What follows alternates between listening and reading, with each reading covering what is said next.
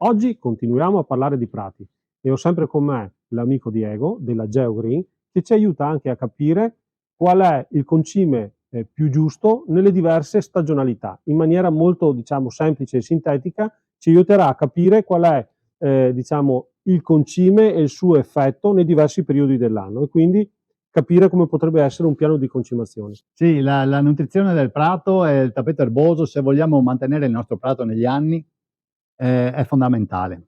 Molto spesso sottovalutata è la concimazione, quella autunnale, che è la nutrizione fondamentale per il nostro prato, quello che creerà un prato dalle risorse che vengono stivate nell'apparato radicale e ci consente di passare indenni un inverno e una ripresa vegetativa. Quindi ci stai dicendo che la concimazione autunnale è più importante di quella Sì, primaverile?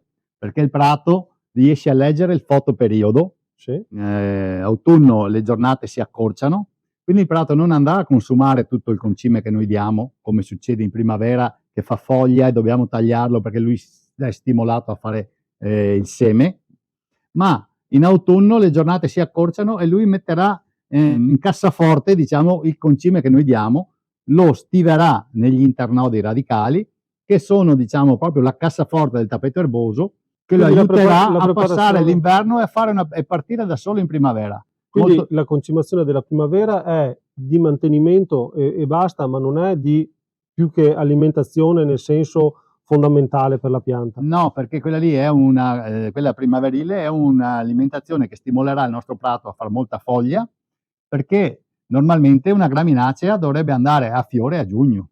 E quindi noi stimoliamo il prato, lo stressiamo con troppo concime in primavera, a noi paga la vista, ma ci fa tagliare tanto prato, ma il prato viene stressato, come se il nostro prato non avesse niente in cassaforte.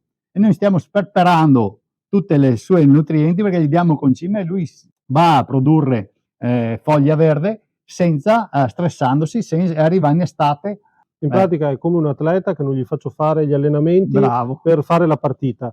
L'allenamento, la fase preparatoria è l'autunno, poi la partita se la gioca in primavera, ma se non è stato preparato bene non riesce ad andare in gol. Molti non concimano in autunno perché pensano che sia una cosa superflua, si trovano in primavera con un prato non allenato. Noi, tra virgolette, lo droghiamo col concime e lo spingiamo a fare delle cose che lui... Lo doppiamo. Lo doppiamo, bravo, e fa delle cose un po' esagerate, arriviamo a giugno, si siede e cominciano i problemi. E i problemi intendiamo dal punto di vista sanitario. Sì, perché noi gli abbiamo tirato un po' il collo, parte senza allenamento, lo spingiamo al massimo con concimi magari anche veloci.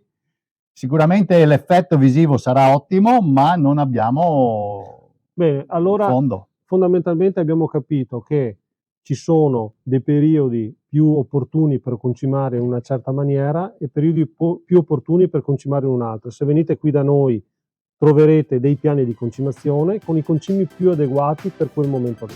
E quindi a questo punto ringraziamo Diego e buona concimazione.